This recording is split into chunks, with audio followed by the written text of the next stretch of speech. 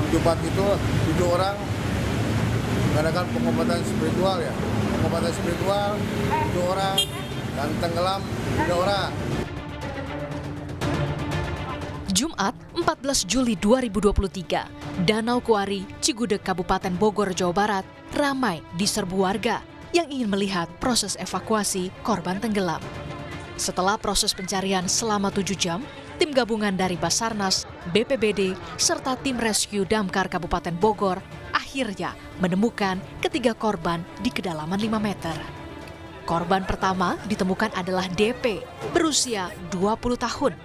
Disusul korban BS 22 tahun dan CP 25 tahun. Ketiga korban diketahui merupakan warga Rumpin Bogor yang tenggelam saat melakukan pengobatan spiritual di Danau Kuari pada Kamis malam. Titik penemuan pertama kurang lebih 1 meter ya, jarak berdekatan. Dan korban yang ketiga pun sama, kurang lebih 1 meter. Jadi setelah evakuasi, si korban dilarikan ke puskesmas setempat untuk diserahkan ke pihak keluarga. Sebelum tenggelam, diketahui korban DP menjalani pengobatan spiritual di Danau Kuari ditemani sejumlah orang.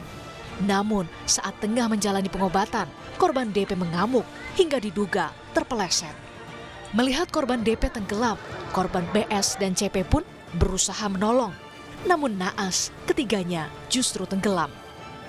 Pasca ditemukannya para korban, polisi memeriksa ada 9 orang saksi di lokasi kejadian, termasuk AN yang diduga berperan melakukan pengobatan terhadap korban DP. Tim Liputan, Kompas TV, Bogor, Jawa Barat.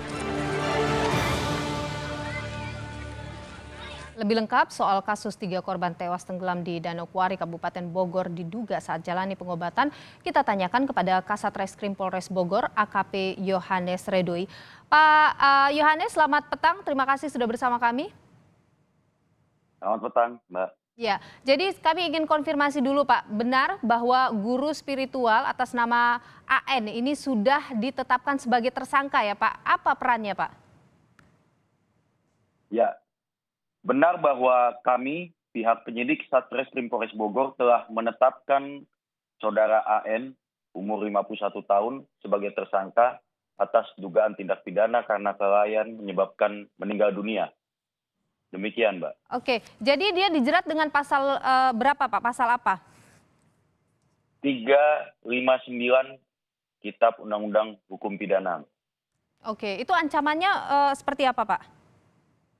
Paling lama 5 tahun penjara. Oke, apakah ada dugaan tersangka lain misalnya? Untuk saat ini hanya satu tersangkanya karena yang bersangkutan memang merupakan inisiator atau orang yang mengajak para korban untuk datang ke lokasi yang menjadi tempat kejadian perkara dan juga melakukan ritual pengobatan yang akhirnya membawa bencana kepada 3 orang korban tersebut.